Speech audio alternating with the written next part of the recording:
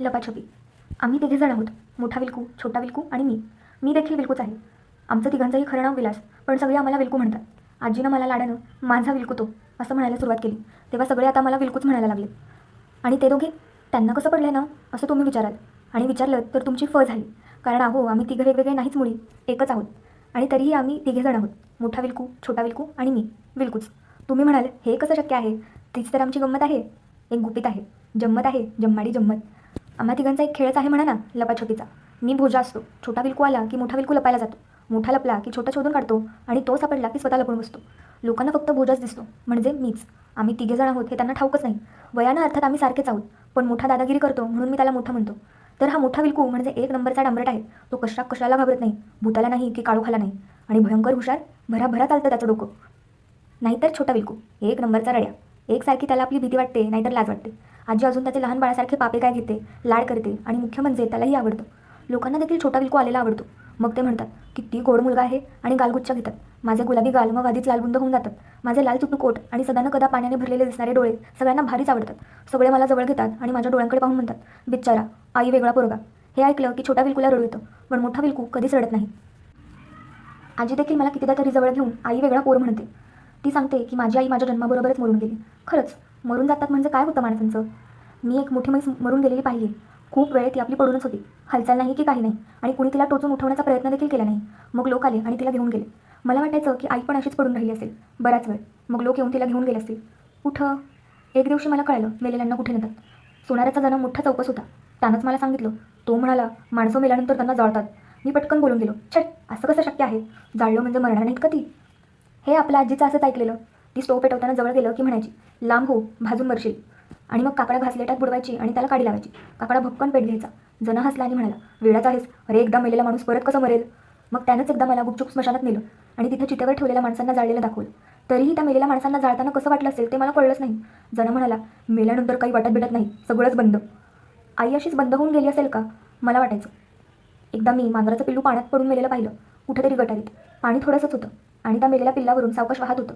पिल्लू एका कडेला अडकून बसलं होतं, त्यामुळे पाण्याबरोबर वाहतही नव्हतं. पण पाण्याच्या धक्क्याबरोबर त्याचं चिमुकलं शरीर मागे पुढे हलायचं. मी ते जणाला दाखवलं, विचारलं, मेलेलं मांजर हलतं कसं? वेडा, तो म्हणाला, ते काय आपण म्हणून हलताय का? ते झिजून जाईल, पण त्याला हलता येणार नाही. अरे ते मेलं आहे पाण्यात घुसमटून. घुसमटून म्हणजे गुदमरलं, श्वास घेता येण्याचं झाला. आपण नाही का एखादा बंद पेटीत बसलो तर आपल्याला श्वास घेता येणार नाही, आपण मरून जाऊ. मी विचारात पडलो, मरून गेल्यावर आपल्याला काय वाटेल? आईला काय वाटलं असेल मरताना? मेल्यावर बहुधा काहीच वाटलं नसेल. पाण्याबरोबर मागं पुढे होणाऱ्या त्या मांजराच्या पिल्लाला कुठं काय वाटत होतं? मेलेल्यांना काही वाटत नाही. वाटलं तरी सांगता येत नाही, काहीच करता येत नाही. म्हणजे मेलेल्या लोकांना मुळीच घाबरायला नको. ते आपल्याला काहीच करू शकत नाही. आई मेल्यामुळे माझा एक फायदा झाला. मला आजीकडेच राहायला मिळालं, शहाडला. त्याची काय मजा झाली की माझ्या जन्माबरोबर आई वारली ना, म्हणून अण्णांच्या डोक्यात घेतलं की मीच माझ्या आईला मारलं. अण्णा म्हणजे माझे वडील. एखाद्याला मारायचं म्हणजे काय प्रकार असेल, आणि मी मारलं म्हणे. अगदी जन्मानंतर थोड्याच वेळात. एखाद्या तान्ह्या बाळाला सुद्धा तर मारता येतं म्हणायचं. मी आईला मारलंच होतं की, निदान अण्णा तसं म्हणायचे. तर अण्णा माझ्यावर भयंकर संतापले. आईला मारणाऱ्या या मुलाचं मला तोंड देखील बघायचं नाही असं म्हणाले. आणि मला इथे आजीकडे टाकून चालते झाले मुंबईला. हे सगळं नंतर मला आजीनं सांगितलं. सांगताना तिच्या डोळ्यात चक्क पाणी आलं. नंतर अण्णांचा माझ्यावरचा राग थोडा कमी झाला. कदाचित ते इथे शहाडला आले असताना सगळा वेळ छोटा विल्कूच आलेला होता म्हणून असेल. पण ते मला मुंबईला न्यायला तयार झाले, म्हणजे ते त्याच तयारीने आले होते. पण आजी म्हणाली, राहू द्या अजून माझ्याकडे, लहान आहे पोर, तिकडे त्याची आबाळ होईल. तशी अण्णा मला न घेताच परत गेले. त्यावेळी उलट मला मजाच वाटली. शहाड छोटंसं गाव आहे, पण मस्ती करायला खूप छान. शाळेत जायचो मी, पण सक्ती नव्हती. रात्री लवकर झोपून जावं, सकाळी वाटेल तितका वेळ लोळत पडावं, मित्र जमवून खूप गंमत करावी आणि आजीने लाडानं दिलेला चांगला चुंगला खाऊ चिक्कार खावा. आजी कधीच रागावत नसे माझ्यावर. तिला थोडा राग येतो असा नुसता संशय जरी आला तरी माझे डोळे भरून यायचे पाण्याने. ती लगेच विरघळून मला पोटाशी धरायची आणि वर साखर पेरलेली साय, नाहीतर राजगिराची वडी, नाहीतर असलंच काहीतरी द्यायची. अण्णा येऊन गेले त्याला 2 वर्ष झाली. अण्णा परत फिरकले नाहीत. मला वाटतं माझी कटकट आयतीच टळली म्हणून ते खुश झाले असतील. पण आता मला शहाडचा कंटाळा आलाय. मला खरं म्हणजे मुंबईला जायचंय अण्णांकडे. मुंबई म्हणजे खूप गंमत असते म्हणे. आमच्या घरापलीकडचा मोळकरांचा राघव सांगायचा. तो 2 महिने मुंबईला राहून आला होता. मुंबईतले मोठमोठे रस्ते, दुकानं, मोटारी, सिनेमा सगळ्यांचं वर्णन करीत होता. नाहीतर आमचं अंधारे शहाड. संध्याकाळ झाली की नुसतं चिडचूप व्हायचं. जिकडे तिकडे काळोख पसरायचा, अंधाऱ्या सावल्या आणि त्यात किरकिरणारे रातकिडे. बस आपण बुवा मुंबईला जाणारच, मोठा विल्कू म्हणाला. पण कसं? मी विचारलं. मोठा विल्कूने फक्त डोळे मिचकावले. काय रे, स्वतःशीच बडबडतोय की काय तू? मोडकरांचा राघव म्हणाला आणि जोरजोरात हसायला लागला. विल्कू वेळा झाला म्हणून टाळ्या पिटायला लागला. मला त्याचा असा संताप आला. पण काय करणार, मी मोठ्या विल्कूशी बोलत होतो हे काही मला त्याला सांगता आलं नसतं आणि त्याला मुळात ते समजलंच नसतं. शिवाय ते आमचं गुपित होतं. पण या चोंबड्या राघवला कधीतरी धडा शिकवलाच पाहिजे, मोठा विलकू फणफणत म्हणाला. फारच हुशारी करतो लेकाचा. मी त्याला कसं बसं गप्प बसवलं, पण मोठा विलकू असा चटकन गप्प बसणारा नव्हता. तो मला दररोज आठवण करून द्यायचा. राघवचं काय करायचं? राघव शाळेत माझ्याच वर्गात होता, अभ्यासात हुशार होता. त्याचा नंबर माझ्यावरती असायचा, पण त्यासाठी तो इतका आकडायचा, प्रत्येकाला हुशारी दाखवायचा, मास्तरांच्या पुढे पुढे करायचा. मला हे अगदी आवडत नसे, पण मला काही बोलता यायचं नाही. त्यातून तो राहायचा आमच्या घराच्या अगदी जवळच, मागच्या बाजूला. त्यामुळे दुपारी खेळायला तो आमच्या इथे यायचा. त्यांच्या घरात चिक्कार माणसं होती, त्यामुळे सुट्टीच्या दिवशी दुपार झाली म्हणजे जेवून हातावर पाणी पडल्याबरोबर तो आमच्या इथे यायचा. आमचं घर कमालीचं मोठं होतं आणि त्यात आम्ही दोघंच राहायचो, मी आणि आजी. घरभर फिरून पाय दुखतात अशी तक्रार आजी करायची. इतकं आमचं घर मोठं होतं. अंगण, ओटा, देवघर, आणखी चिक्कार खण, शिवाय वरती माडीवर अगदी एका टोकाला अडगळीची खोली देखील होती. अडगळीच्या खोलीत काय काय गमती होत्या. एक काय पाहिजे ते तिथे पडलेलं असायचं. फुटकी गळकी भांडी, गंजलेल्या ट्रंका, एक लाकडी पाळणा, 2 अगडबंब लाकडी पेट्या, फाटकी पुस्तकं, सगळ्यांवर धुळीचा जाड थर पसरलेला होता आणि कोपऱ्यात कोळिष्ट कलंबत होते. तसं आमचं सगळं घर इतकं जुनाट होतं. भिंती उखडलेल्या आणि पायऱ्या तुटलेल्या. वापर नसल्यामुळे खोल्या तशाच धुळीने भरून गेल्या होत्या. कवल्यांमधून गवत वाढलं होतं. गावच्या वेशीवर एक पांढऱ्या जोटा लोंबत असलेली थेरडी वेडी बसायची. तिच्यासारखं आमचं घर बाहेरून दिसायचं. आज दिवसा देखील काळोख असायचा आणि संध्याकाळी 1-2 दिवे त्या थेरड्या वेडीचे डोळे लुकलुकत असल्यासारखे चमकायचे. पण लपाछपी खेळायला काय मस्त जागा होती. लपायला पाहिजे तेवढी ठिकाणं आणि काळोख, शिवाय जागोजागी दारं. एका बाजूनं पळावं आणि कुशाल दुसरीकडून प्रकट व्हावं. सुट्टीच्या दिवशी आम्ही चिक्कार मजत लपाछपी खेळत असू. खूप आरडाओरडा, धावाधाव, हसणं खिदळणं, भलतीच गंमत. आमचा कंपू ठरलेला होता. मुलं मुली मिळून 10 जण होतो आम्ही. त्यातच मोडकरांचा राघव पण होता. एके दिवशी काय गंमत झाली. आम्ही खेळत असताना मोठा विलकू आला. दावतऱ्यांच्या मंजूवर राज्य होतं. महिनीने तिचे डोळे झाकले. आम्ही बाकी सगळे लपायला गेलो. सगळे लपायला जागा शोधत असताना मोठा विलकू माझ्या कानात कुजबुजला. राघवची गंमत करूया का? नको विलकू, उगाच काय करू नकोस. राघवची आई रागावेल. मी त्याला रोखण्याचा प्रयत्न केला, पण मोठा विलकू माझा ऐकणार नव्हता. तो कुणाचंच कधीच ऐकत नसे आणि मलाही ते ठाऊक होतं. तो हसला आणि म्हणाला, तुला आठवतंय आज सकाळी शाळेत तो काय सांगत होता तुझ्याविषयी?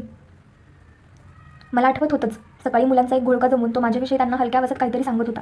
ते सगळे माझ्याकडे पाहून हसत होते, कुजबुजत होते. बहुधा त्यांना तो सांगत असावा की विलकूला वेड लागलंय. तो स्वतःशीच बोलतो की त्याला आम्हा तिघा विलकूंचं गुपित समजलंय. आपलं गुपित कोणालाच कळता कामा नये, मोठा विलकू म्हणाला. मी नुसती बावळट्यासारखी मान डोलावली. मोठा विलकू राघवजवळ गेला. राघव लपण्यासाठी जागा शोधण्याच्या गडबडीत होता. मोठा विलकू त्याला म्हणाला, इकडे ये, तुला मस्त जागा दाखवतो लपायला. राघव खिदळतच बरोबर गेला. दोघेजण माडीवर गेले, पलीकडच्या खोलीत, अडगळीच्या. काय मस्त जागा आहे, राघव आनंदाने ओरडला. इकडे बघ, एक गंमत आहे, मोठा विलकू म्हणाला. त्याने तिथल्या अडगळीतली एक मोठी लाकडी पेटी उघडली. तिच्या झाकणाचा कर्र आवाज झाला. खोलीतल्या शांततेत तो केवढा तरी वाटला. बस आता लवकर, कोणाला पत्ता लागणार नाही. तू बिलकुल सापडायचा नाहीस, मोठ्या विलकूने सांगितलं. राघव खिदळतच पेटीत जाऊन बसला. मोठ्या विलकूनं पेटीचं झाकण लावून घेतलं. एवढ्यात खोलीच्या दारात कोणाची तरी चाहूल लागली. कोण आहे, मोठ्या विलकूने विचारलं. उत्तर मिळालं नाही. जवळच एक मोठा खिळा पडला होता. कधीपासून तो तिथे होता कोण जाणे. पार गंजून गेला होता. मोठ्या विलकूनं तो पेटीच्या कडीत अडकून टाकला आणि तो माडीवरून खाली आला. मी जेमतेम दारामागे लपलो. एवढ्यात सुट्टे झालं. मी पटकन सापडलो. दावतऱ्यांच्या मंजूने एकेकाला पटापट शोधून काढलं. सापडले नाहीत फक्त दोघे, एक सोनाऱ्याचा जना आणि दुसरा राघव. म्हणजे दोघांना कसून शोधू लागली. गड्या गड्या येऊ नकोस, गड्या गड्या ये ये वगैरे 100 वेळा झालं. एवढ्यात मंजूची नजर चुकून जना कुठून आला आणि भुजाला शिवला. राहिला राघव. कितीतरी वेळ तो यायच ना. सर्वांना माहीत होत्या तेवढ्या सगळ्या जागा शोधल्या, पण राघव सापडलाच नाही. सगळे त्याला हाका मारून दमले. बाहेर ये, तुला पकडणार नाही असं वचन देखील मंजूने मोठमोठ्याने ओरडून दिलं. अगदी शपथसुद्धा घेतली, पण ज्याचं नाव ते राघव काही बाहेर आला नाही. शेवटी सगळे कंटाळले. राघव न सांगता घरी खेळ अर्धवट टाकून गेला असणार म्हणून त्याच्यावर रागवले. आता पुन्हा कधी त्याला खेळायला घ्यायचं नाही असं सर्वांनी ठरवून टाकलं. मोठा विलकू काहीच बोलला नाही. मग मी तरी कसं बोलणार. खेळ पुढे चालू झाला.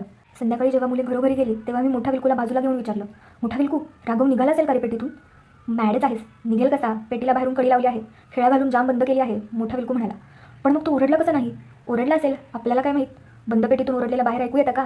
आणि आलं समजा थोडंसं तरी त्या पलीकडच्या खोलीतलं माडीवरून खाली कसं ऐकू येणार सांग. तर अशी गंमत झाली होती. राघव पेटीच्या बाहेर येऊ शकणार नव्हता. तो आता कधीच मरून गेला असेल, विलकू नाक खाजवीत म्हणाला. बुधमरून म्हणजे ते मांजर श्वास घेता आलं नाही म्हणून मेलं ना तसं. म्हणजे आता राघव कधी चिडवणार नाही, माझ्याकडे बोट दाखवून हलक्या आवाजात कुजबुजणार नाही, मला वेडा म्हणणार नाही, येता जाता हुशारी करणार नाही. अर्थात नाही, मोठा विलकू खांदे उडवीत म्हणाला. मेलेली माणसं काहीच करू शकत नाही. माझ्या आईसारखी आणि त्या मांजराच्या पिलासारखी, पाण्यात मागे पुढे हेलकावे खाणाऱ्या, आणि त्या प्रेतासारखी, एवढी आग लावलीत चटके बसले तरी हाय देखील न करणाऱ्या प्रेतासारखी. मला खूप मोकळं वाटलं. उद्या शाळेत आपल्याला कोणी चिडवणार नाही अशी खात्री असली की म्हणजे किती मस्त वाटतं नाही. तू खूप छान आहेस मोठा विलकू, मी त्याला मिठी मारून म्हटलं. इतका चांगला आहेस तू, तू मला खूप खूप आवडतोस. मोठा विलकू नुसता हसला. रात्री मोडकरांकडे एकच गोंधळ उडाला. मंडळी कंदील घेऊन टॉर्च घेऊन निरनिराळ्या दिशांना निघालेली दिसली. बहुतेक ती राघवला शोधत असावीत. मी थोडा वेळ ओटावर अंधारातच त्यांची गंमत पाहत उभा होतो. मग त्यांच्यापैकी दोघेजण आमच्या घराच्या दिशेने यायला निघाले तेव्हा मी घरात जाऊन परवचा म्हणायला बसलो. कान मात्र त्या मंडळींची चाहूल घेत होते. मंडळी आत आली, आजीकडे चौकशी करू लागली. बोलण्यात माझं नाव आलं तेव्हा मी परवचा थांबवला. एवढ्यात आजीनं मला बोलावलं. विलकू, बाळ्यांच्या राघवला पाहिलंयस का रे तू? आजीने विचारलं. मी काय उत्तर देतो याकडे त्या मंडळींचं सगळं लक्ष लागून राहिलं होतं. दुपारी पाहिलं होतं मी म्हटलं लपाछपी खेळताना. तो मध्येच निघून गेला असं सगळी मुलं सांगतात. त्यांच्यापैकी राघवचा मोठा भाऊ म्हणाला, सापडला की कळवा बरं आम्हाला. आजीनं त्यांची बोलवण केली. काहीतरी मला जीवाला घोर ती पुटपुटली. मी शांतपणे देवासमोर जाऊन बसलो आणि शुभं करोती कल्याणम म्हणू लागलो. रात्रभर मोडकऱ्यांची माणसं राघवला शोधत होती. सगळ्या गावभर ती पाहून आली. विहिरी डोह बघून झाले. पोलीस स्टेशनातही वर्दी दिली. पण राघव अर्थातच मिळाला नाही. राघवची आई वेड्यासारखी त्याला हाका मारत राहिली. पण राघव उत्तर देऊ शकला नाही. त्याला आता काहीच करणं शक्य नव्हतं. नुसतं बसून राहायचं लाकडी पेटाऱ्यात. मध्यरात्री एक भानगड झाली. मोठा विलकू गेला आणि छोटा विलकू आला. माझ्याकडून अर्थातच त्याला सारा प्रकार कळला आणि एकदम तो आपल्या भीतीने लटा कापायला लागला. रात्रीमध्येच बाहेर जावं लागायचं. त्यानिमित्ताने मी त्याला बाहेर घेऊन गेलो आणि त्याची खूप समजूत घातली. तो कसा बसा शांत झाला. आम्ही परत येऊन झोपलो. मध्येच छोटा विलकूला जाग आली. मला म्हणाला, ऐक, माडीवरून कोणतरी खाली उतरून येतं. नक्की तो राघवच असणार. मी त्याच्या बडबडीकडे लक्ष दिलं नाही. उलट त्याला बजावून ठेवलं. हे बघ, मेलेली माणसं माडीवरून खाली उतरू शकत नाहीत हे तुला चांगलं माहिती आहे. तरी थोड्या वेळाने त्याने मला पुन्हा उठवलं आणि म्हणाला, वरती पेटीचं झाकण उघडल्याचा आवाज आत्ता ऐकू आला मला, कर असा. क्षणभर मला ते खरंच वाटलं आणि दुसऱ्या क्षणी मला आपल्या वेडेपणाचा हसू आलं. राघवला पेटीचं झाकण उघडता येत असतं तर त्यासाठी तो इतका वेळ थांबला असता का? आणि इतक्या दूरच्या खोलीतली कर इथवर ऐकू येणं शक्य होतं का? शेवटी मी छोटा विलकूला दम भरला. हे बघ, राघव आता जिवंत नाही, तेव्हा त्याला काहीही करता येत नाही. आणि तुला हे जे काही ऐकू येत असं वाटतं ते निवळ भास आहेत, भास. राघव आता कायमचा त्या पेटाऱ्यात पडून राहणार. कुणालाही तो तिथे आहे हे कळायचं नाही. तू मात्र घाबरू नकोस आणि काहीतरी बडबडू नकोस, नाहीतर सगळ्या लोकांना हे कळल्याशिवाय राहणार नाही. मी इतकी समजूत घातली तेव्हा तो कसा बसा झोपला. पण तरी रात्रभर त्याला चांगली झोप लागलीच नाही. पण सकाळ झाली तेव्हा तो खूपच हुशारला. दिवसभरात त्याला फारशी भीती वाटली नाही. मुंडकर मंडळींचा शोध चालू होता. मुंडकरबाई एकसारख्या उर बडवून रडत होत्या. काय गंमत आहे पहा, राघवला आई होती तर आता राघवच नव्हता. मी होतो पण माझ्यासाठी रडायला आईच नव्हती. म्हणून मला आई हवीच होती कशाला? मला मोठा विलकू होता आणि छोटा विलकू देखील होता.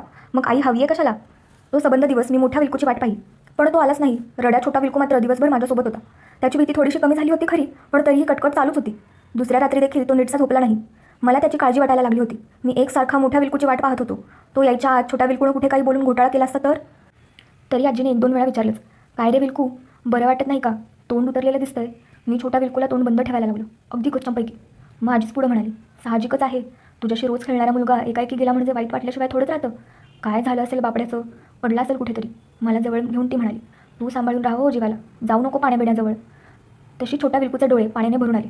रड्या कुठला, पण लोकांना आवडतात असली रडवी मुलं. आजीने लगेच त्याला उगी उगी म्हणून थोपटलं. तिसऱ्या दिवशी एकदम एक लफडं झालं. सोनारांचा जण मला हळूच म्हणाला, काय रे विलकू, तुमच्या माडीवरच्या अडवळीच्या खोलीत त्या लाकडी पेटाऱ्याने काय ठेवलं रे? त्याचा प्रश्न ऐकला आणि माझ्या अंगावर शहारे आले. कुठला पेटारा? मी काहीतरी विचारायचं म्हणून विचारलं. तो रे, त्या दिवशी आपण लपाछपी खेळत होतो ना, तेव्हा नाही का राघव गेला त्या दिवशी रे, तेव्हा तू ती पेटी उघडली होतीस ना. नको म्हणू नकोस, मी पाहिलं तुला बंद करताना. म्हणजे कुणीतरी येऊन गेल्याचा भास झाला तो खराच होता. हा चुमडा जणा त्यावेळी वर आला होता. त्या पेटीत काय ठेवता तुम्ही? खडे, अचानक उत्तर आलं. मी चकित झालो. ओ हो, मोठा विलकू आला होता. मला हायसं वाटलं. 2 दिवस वाट पाहिल्यानंतर आज कुठं मोठा विलकू हजर झाला होता. कसले खडे? जणानं बावळट्यासारखं विचारलं. तुला माहीत नाही? मोठा विलकू सहजपणे म्हणाला, आपलं ते औदुंबराचं झाड आहे ना, ते डोहाजवळचं, त्याच्या मुळाशी चिक्कार रंगीत खडे असतात. खूप किंमत येते म्हणे त्यांची. मी जमवतोय ते. चिक्कार जमले की मुंबईला अण्णांकडे पाठवून देणार. पुष्कळ पैसे मिळतील. मी थक्क होऊन ऐकत राहिलो. थापा देखील इतक्या सुंदर सुचतात मोठ्या विलकूला. आता एवढं सांगितल्यानंतर काय विषाद आहे जणाला कसला संशय येण्याची. पण जना म्हणजे जण असतो. तो म्हणाला, मला दाखवशील पेटीतले खडे? हो, मोठा विलकू हे देखील अगदी सहज सांगून गेला. आत्ताच दाखवतो, नाहीतरी माझी वेळ झालीच आहे औदुंबराकडून खडे आणायची. तूही चल हवं तर माझ्याबरोबर. सुटलो म्हणजे निदान खरोखर पेटी उघडून दाखवायला नको. मात्र पुन्हा कुणाला सांगायचं नाही बरं का? मोठ्या विलकूने ताकीद दिली. आपलं दोघांचंच गुपित. तुला हवे तर घे खडे, पण आणखी कुणाला कळलं तर माझ्या वाट्याला काहीच शिल्लक राहायचं नाही. नाही रे, कुणाला सांगत नाही. आई शपथ. जणानं कबूल केलं आणि तो औदुंबराकडे यायला तयार झाला. संध्याकाळच्या सावल्या आता दाटायला लागल्या होत्या. सगळीकडे शांत झालं होतं. लांबवर कुठेतरी घरी परतणाऱ्या गुरांना दिलेल्या हाड्या ऐकू येत होत्या तेवढंच. औदुंबर पाण्यात पाय पसरून होता. त्याच्या बाजूला एक लहानशी घळई तयार झाली होती. दोन्ही बाजूंना कपाऱ्या होत्या आणि मध्ये डोह तयार झाला होता. डोह खोल होता. आता काळोख पडू लागल्यामुळे त्याचं हिरवगार पाणी काळोख कुट्ट दिसायला लागलं होतं. इथं आहेत खडे, माझ्या मागून सावकाशी, मोठा विलकू म्हणाला. तोल सांभाळत जना त्याच्या मागून गेला. मोठा विलकू खाली बसला, औदुंबराच्या एका जाडजूड मुळाला धरून. त्याच्या पलीकडे कपारी तुटली होती आणि काळोभोर पाणी खालून वाहताना दिसत होतं. जना देखील खाली बसला. या मुळाखालची माती उकर, मोठा विलकू म्हणाला. जना माती उकरू लागला. मोठा विलकू उठून उभा राहिला आणि अगदी सहजपणे पण जोरात त्यांनी जनाला एक धक्का दिला. जना बसल्या बसल्याच कोलमडला ते थेट कपारीवरून एकदम खाली. त्याला किंकाळी मारायला देखील वेळ मिळाला नाही. मोठा विलकू कपारीच्या टोकाशी गेला आणि औदुंबराच्या आधाराने त्याने हळूच वाकून पाहिलं.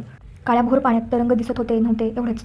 बस, हात झटकीत तो म्हणाला, आता कुणालाच कळायचं नाही की आपल्या त्या पिटाऱ्यात काय आहे. बरोबर, आता तो मेला, बुडाला. पाण्याबरोबर त्याचं शरीर आता हेलकावे खात राहील त्या मांजराच्या पिलासारखं. तो मेला. आता तो बोलणार नाही, कुणाला सांगणार नाही की आपण विलकूला पेटी बंद करताना पाहिलं. ते कुणालाच कळून चालायचं नाही. आता काळोख फार दाटला होता. अशा काळोखातून डोहाजवळून जाताना कुणालाही भीती वाटली असती, पण मोठ्या विलकूला भीती ही गोष्ट मुळीच ठाऊक नव्हती. मी घरी आलो तेव्हा चिक्कार उशीर झाला होता. आजी नक्कीच काळजीत पडली होती. दिवेलागणीच्या वेळी मी घरात नसलो की आजीच्या जीवाची काय घालमेल होत असते ते मला माहीत होतं. पण घरात पाऊट टाकलं तर काय, सगळीकडे सामसूम. घरात दिवासुद्धा लावला नव्हता. मी तडक स्वयंपाकघरात धावलो. भराभरा सगळे खण धुंडाळले. पण छे, आजीचा पत्ताच नव्हता. गेली कुठे आजी? मला घरी परतायला उशीर झाला म्हणून शोधायला बाहेर पडली की काही. मी पुन्हा एकदा सगळीकडे पाहिलं. माझघर, सोपा, मधली खोली, देवघर. छे, खाली तर नाहीच. मग माडीवर? मी तसाच पळत वर गेलो, थेट अडगळीच्या खोलीपर्यंत. आणि जे दिसलं त्याने मी 3 फूट उडालो. अडगळीच्या खोलीत आजी स्तब्ध उभी होती आणि तिच्यासमोर तो लाकडी पेटारा होता. तोच. त्याचं झाकण उघडलेलं होतं आणि आतल्या सामानाकडे आजी डोळे फाडून बघत होती. आवाज नको करू, मोठा बिलकू अचानक येऊन म्हणाला. आजीने पाहण्याच्या आतच आम्ही पायणं वाजवता खाली आलो. आता काय करायचं? मी मोठा बिलकूला विचारलं. तो काहीच बोलला नाही. तसाच स्वयंपाकघरात गेला आणि पळत पळत आला. त्याच्या हातात रॉकेलची बाटली होती. भराभर तो माडीच्या पायऱ्यांवर रॉकेल ओतत गेला. तसाच परत खाली आला, काडी पेटवली आणि रॉकेलला लावली. लाकडी पायऱ्यांनी धडाडून पेट घेतला. माडी पुरी पेटल्याची खात्री होताच मोठा बिलकू घरात रडत रडत मुंडकरांच्या घरी पोहोचला. तो छोटा बिलकू आग आग असं ओरडत तो धापा टाकीत होता. हुंदक्यांमधून त्याचं बोलणं समजून लोक घरापाशी आले. तोवर माडी चिराग रांगोळी झाली होती आणि घराच्या उरलेल्या भागात आग पसरू लागली होती. मोणकरणी बाई छोटा बिलकुला जवळ घेऊन कुरवाडीत होत्या. राघवच्या आठवणीने त्यांना हुंक्या आवरत नव्हते. छोटा बिलकुला पोटाशी धरून त्या पुन्हा पुन्हा म्हणत होत्या, आई वेगळं गरीब पोर. आता तर बापड्याची आजी देखील गेली बिचारा. पण त्या रात्री मोठा बिलकू विलक्षण खुशीत होता. उद्या अण्णांना यावंच लागणार होतं. त्याला मुंबईला घेऊन जावंच लागणार होतं. शहाळासारख्या छोट्या गावात करून करून काय करणार? मोठा बिलकूसारख्या हुशार मुलाला मुंबईत मात्र खूप काय काय करता येणार होतं.